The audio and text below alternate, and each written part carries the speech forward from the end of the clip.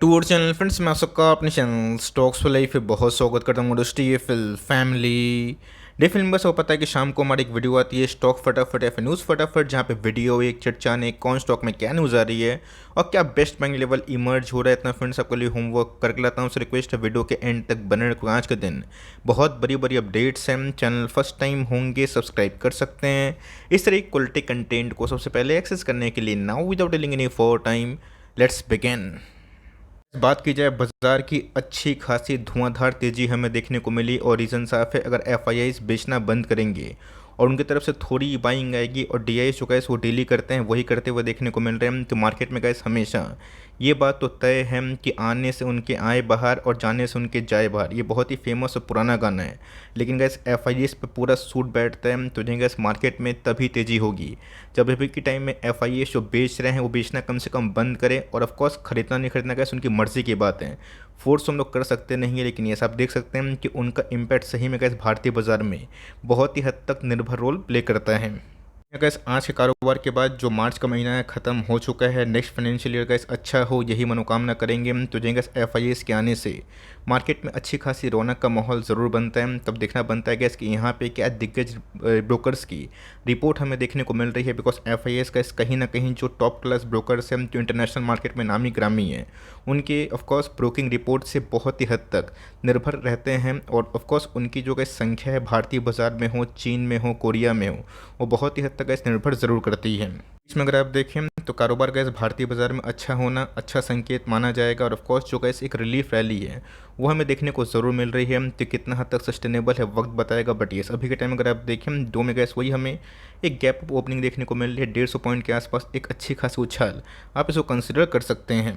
तो उधर पे बहुत ही बड़ी अपडेट हमें देखने को मिल रही है, जहाँ पे मॉर्गन स्टैनली सहित जेफरीज ने इंडिया को बहुत ही अट्रैक्टिव पाया है। तो जी हाँ गैस, यहाँ पे ये सब रिपोर्ट गैस मैं आपको क्यों बताता हूँ। शॉर्ट टर्म में गैस मार्केट में आपको पता है कि जो मोमेंटम क्रिएट होता है और जो पैनिक होता है वो सस्टेनेबल नहीं होता है। अगर मार्केट शॉर्ट टर्म में कोई न्यूज़ से गिर जाता है तो फिर से गैस फंडामेंटल के दम पे वो भागता भी है। और ऑफकोर्स गैस किसी कोलैप्स स्टॉक के फंडामेंटल सही नहीं है और उसको अगर आप चने के झाड़ पर चढ़ाते हैं तो गिरना एकदम तय माना जाता है। तो यहाँ पर गैस इंडिया की बात की जाए, इसको दोस्तों मॉर्गन स्टैनली ने इक्वल वेट दिया है। फाइनेंशियल्स की बात की जाए, कंज्यूमर डिस्क्रिशनरी की बात की जाए, इन सब पे काफ़ी बुलिश है। इसका मतलब क्या है, ध्यान रखिएगा दोस्तों, जब एक समय पूरे वर्ल्ड की मार्केट की बात की जाए गिरना शुरू हुआ था, निफ्टी गिरा ही नहीं था। बहुत ऐसे ब्रोकर्स ने इंडिया पे बेट तो खेला था बट उनको अंडर वेट का टारगेट दिया था। रीज़न साहब बिकॉज उस समय का निफ्टी का वैल्यूएशंस काफ़ी महंगा था। अगर आप दूसरे सेक्टर से माफ़ करिएगा दूसरे कंट्री से कंपेयर करें, बट अपने आप में गैस इसको इक्वल वेट देना ये बहुत ही अच्छी बात मानी जाएगी। बिकॉज मैंने क्या बताया कि इनके रिपोर्ट पे ऐसे बहुत ब्रोकर्स की रिपोर्ट पे जो इंटरनेशनल मार्केट में नामी ग्रामी है, उसे बहुत सारे एफआईआईस ये तय करते हैं कि वो मार्केट में निवेश करेंगे या फिर नहीं। गैस मैंने क्या बताया कि जितना लंबा कॉन्सोलेशन होगा ब्रेकआउट उतना तगड़ा होगा। और इसका गैस संकेत आपको मैंने पहले ही बताया था। ध्यान रखिएगा अभी के टाइम गैस निफ्टी का जो वैल्यूशन है 20 के पी पे चल रहे हैं। और फॉरवर्ड लुकिंग की बात की जाए एक साल फॉरवर्ड की तब को उसका 17 के पी पे। कोविड में गैस ये लो लगा था, तो फॉरवर्ड पी के हिसाब से गैस निफ्टी अभी बहुत अट्रैक्टिव है। और जो ईपीएस निफ्टी का 850 अभी के लगभग है, ये गैस 18 महीना कॉन्सोलेशन के बाद बहुत ही अट्रैक्टिव हो चुका है। और ऑफकोर्स गैस अगर इस न्यूज़ के बाद अगर एफआईआईस गोरे लोग को भारतीय बाजार में आना होगा तब कोर्स गैस वो आ सकते हैं। गैस आपको हमेशा बताया कि जब Fibonacci pattern, Bollinger band, RSI index, ADX और उसके बाद various type of technical indicator होते हैं फेल हो जाते हैं, तो वहाँ पे गैस एक ही सहारा होता है निफ्टी के प्राइस टू अर्निंग। निफ्टी के पी की बात की जाए 20 के लगभग है, ईपीएस की बात की जाए 850 के आसपास है। मेरा गैस टारगेट 1.5 साल के लगभग 1000 के आसपास है। तो निफ्टी में गैस गिरावट पिछले कुछ समय से कुछ ज़्यादा नहीं हुई है, but mid cap small cap में कुछ ज़्यादा फॉल हमें देखने को मिल रहा है। तो ध्यान रखिएगा ये बैरोमीटर होता है price to earning. Covid time में गैस ये 16 के आसपास था। ये गैस आइडेंटिकली मतलब जो अगर आप हिस्ट्री देखें, ये गैस माना जाता है कि 18 से 22-21 का जो पी है ये बहुत ही सूटेबल होता है long term investment point of view से। बिकॉज जब मार्केट में यूफोरिया होता है कि प्राइस टू गैस एक्सटेंड होकर 26-28 के आसपास भी होता है। और जितना लंबा कॉन्सोलेशन होगा तो प्राइस टू गैस इंक्रीज भी होता है। तो ध्यान रखिएगा उसमें गैस हमें देखना है कि ईपीएस बढ़ रहे हैं फिर नहीं बढ़ रहे हैं।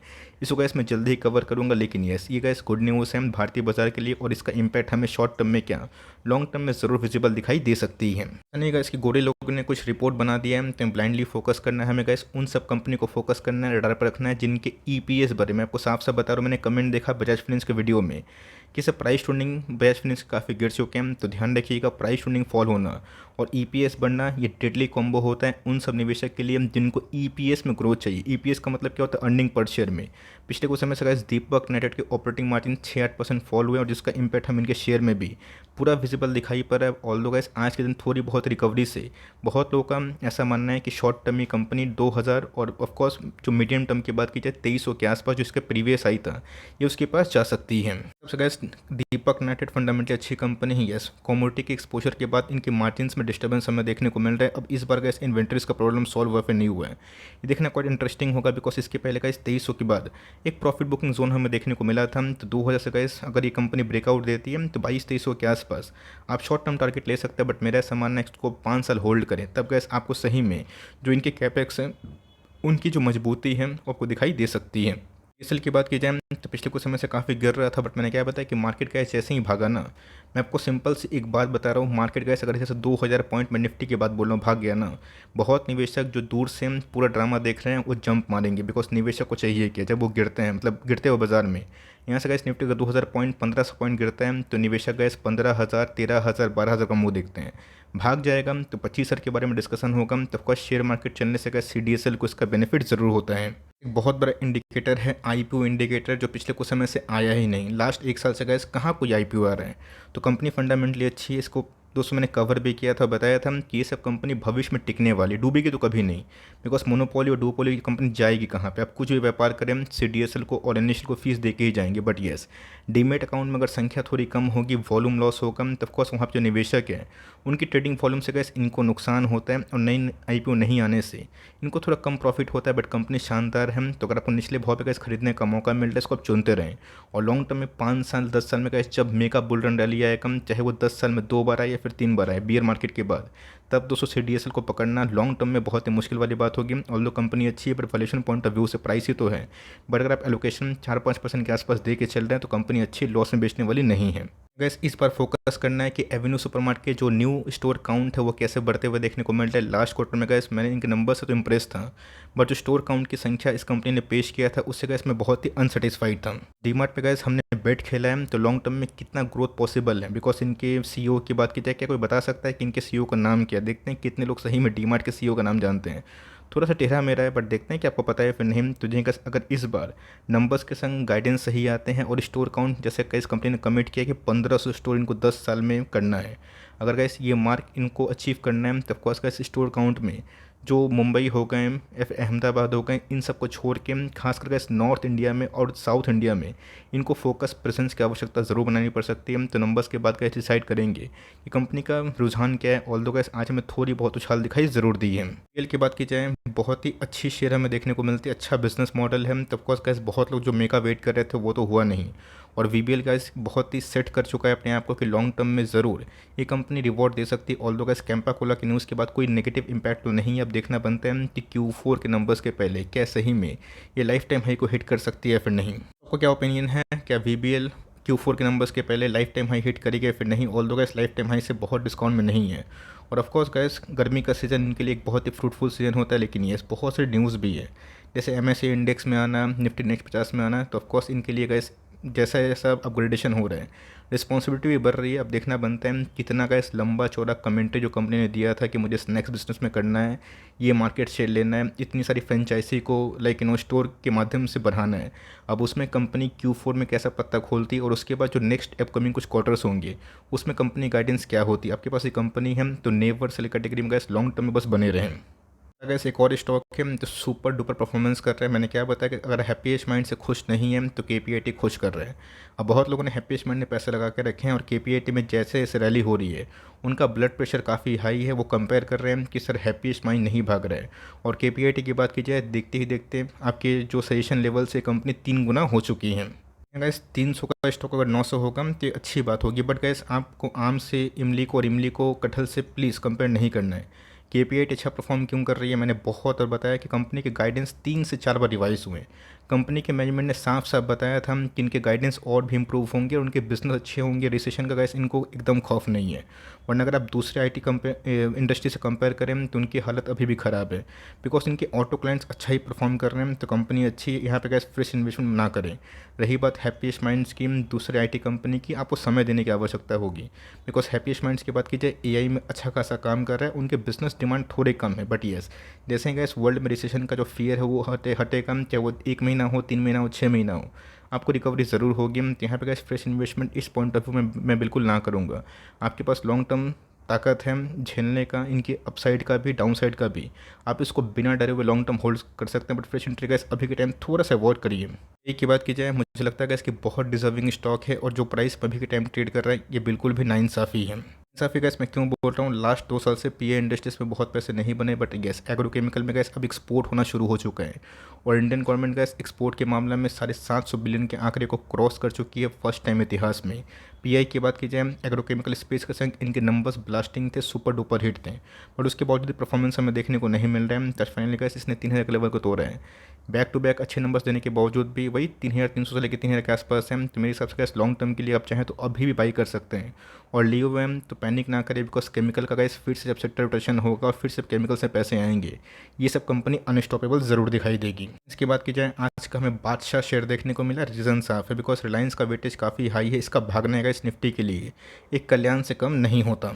इसमें गाइस डीमर्जर की न्यूज़ हमें देखने को मिल रही है, जहाँ पे जियो फाइनेंशियल के एक स्टॉक आपको हर एक शेयर के बदले मिल जाएंगे। तो बहुत लोगों ने कंपेयर किया था कि सर बताइए क्या बजाज फाइनेंस को इसका डेंट पड़ेगा या फिर नहीं पड़ेगा। तो वहाँ पे गाइस मैंने बहुत ही वाइजली आज के फर्स्ट वीडियो में बजाज फाइनेंस को लेके एक प्रॉपर कवरेज दिए, नहीं देखा तो बहुत कुछ मिस कर रहे हैं। पैनिक में आके कुछ गलत काम मत करिएगा।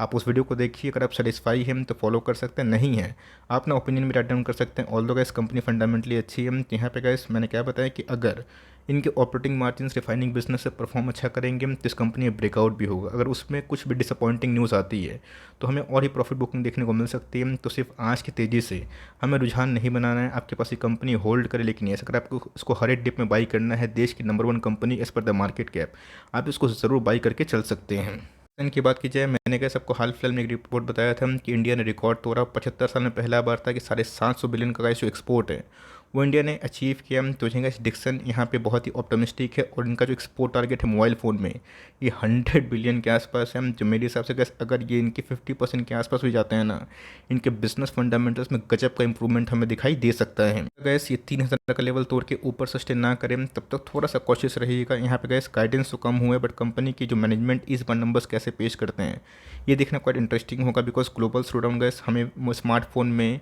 गैजेट्स में, टीवी में, जितने भी इलेक्ट्रॉनिक डिवाइसेस है सब में देखने को मिल रहे हैं। तो इस खराब परिस्थिति में गैस कोई नहीं बचा हुआ है। अब देखते हैं कि डिक्सन इस खराब परिस्थिति में लो डिमांड में कैसे अपने ऑपरेटिंग मार्जिन को कम से कम 6% 5% के लगभग वो कंटिन्यू कर सकती है। की बात की जाए, अच्छी कंपनी है, अभी के टाइम बिल्कुल परफॉर्म नहीं कर रही है। इसका मतलब ये नहीं कि आप इस कंपनी को बेच दें। बर्जर की बात की जाए, एक बहुत ही पुरानी कंपनी है, 100 साल भी गैस कंपनी को कंप्लीट होने वाले हैं। तो लॉन्ग टर्म में गैस वही पैसे बनाए हैं जिनके अंदर लॉन्ग टर्म बिजनेस को समझने की ताकत ज़्यादा है।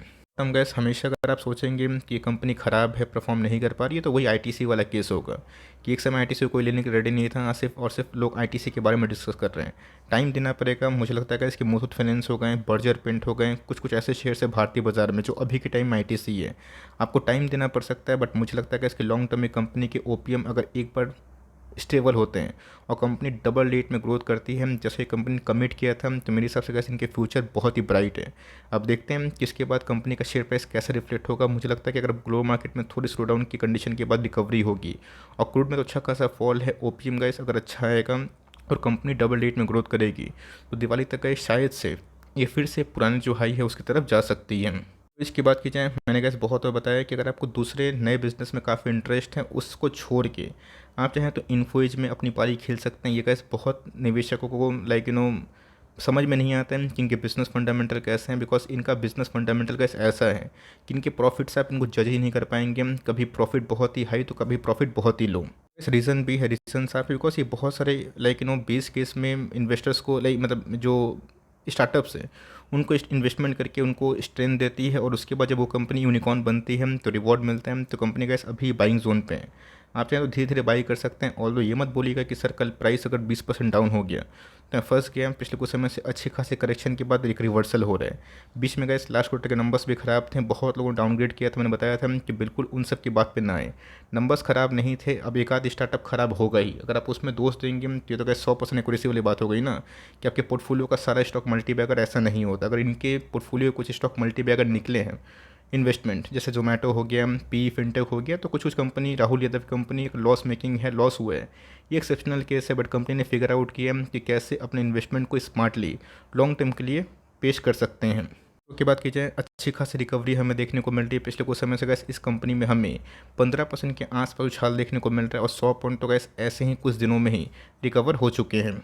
एक बहुत ही इंपॉर्टेंट लेवल 830 का तो रहा है। अब देखना बनता है कि नंबर्स के पहले मार्केट को क्या एस्टिमेट है। ऑल दो गैस अगर इधर से निकलता है तो जो रिसेंट लो लगा था वहाँ से 23% के आसपास जाके रिसेंट लो से एक रिट्रेसमेंट हमें देखने को मिल सकता है। अगर वो कंपनी अच्छा पेश करती है नंबर्स गाइडेंस के संग, तो मेरे हिसाब से गैस जो 930 के आसपास टारगेट्स बहुत सारे ब्रोकर्स ने दिए है, शायद शॉर्ट टर्म में वो भी हिट हो जाए। तब के पास एक कंपनी है, पैनिक ना करे, टाइम दीजिएगा तो अच्छी company, brand company, renowned company, free cash flow वाली अच्छी कंपनी, अच्छे आरओसी आरओई वाली कंपनी आपको टाइम लेंगे बट रिवॉर्ड ज़रूर देंगे। ये एंट्री की बात की जाए, मुझे लगता है कि इसके टॉप 3 आईटी जाइंट्स में ये कंपनी तो नहीं है, टॉप 5 में है, बट मेरे हिसाब से गैस आने वाले 5 ईयर्स में ये दूसरे आईटी कंपनी से बहुत अच्छा परफॉर्म कर सकती है। गैस कि मेरे पास एक कंपनी है तो मैं गुणगान करूँगा। मेरे पास ये भी है, हैप्पीएस्ट माइंड्स भी है, केपीआईटी भी है, लाइक इन्फोसिस भी है। बट मुझे लगता है कि जो कंपनी का इस एल टी एम के मर्जर के बाद एक बड़ी कंपनी हो चुकी है, तो वहाँ पे निवेशकों का एक फोकस हो सकता है। Although gas L N T एक बहुत ही फेमस ग्रुप है और पिछले कुछ समय से आपको याद भी होगा जो ये 4000 के आसपास था, मैंने कितना स्ट्रांगली कवर किया था। वहाँ से गैस 700 पॉइंट के आसपास रिकवरी हो गई, तो फिर से गिरता है 300-400 पॉइंट। वहाँ पर धीरे धीरे एवरेजिंग करिए, ऐड करिए और सो गैस कम से कम 3 साल के लिए एक्यूमुलेशन करिए। प्राइस को छोड़िए, प्राइस क्या है, एक समय ऐसा आएगा कि 2-3 महीना में के बाद या फिर 6-8 महीने के बाद जब मार्केट रिकवर होगा तो एक स्ट्रॉन्ग कैंडल में कहानी खत्म हो जाएगी। तो कंपनी अच्छी है तो कभी कभी बीच में जब पैनिक अटैक आता है आपको नर्व को होल्ड करना पड़ेगा। तो सिर्फ आप आज की तेज़ी देखिएगा, इस किसी स्टॉक में कन्विक्शन बिल्ड मत करिए, कंपनी के बिजनेस फंडामेंटल को समझिए और उसके बाद जो कंपनी पर आपको भरोसा है वो टाइम दीजिएगा तो रिकवरी ज़रूर हमें देखने को मिलेगी। ये छोटी सी अपडेट थी, आई होप मेरे एफर्ट आपके लिए हेल्पफुल है। कंटेंट सही लगा तो प्लीज़ लाइक करके इंकरेज करिएगा। चैनल फर्स्ट टाइम होंगे सब्सक्राइब करके बेल आइकन को प्लीज़ प्रेस करना ना भूलिएगा। तो गाइस मिलते हैं जल्दी ही, तब तक के लिए bye. Thanks for listening friends, God bless you all.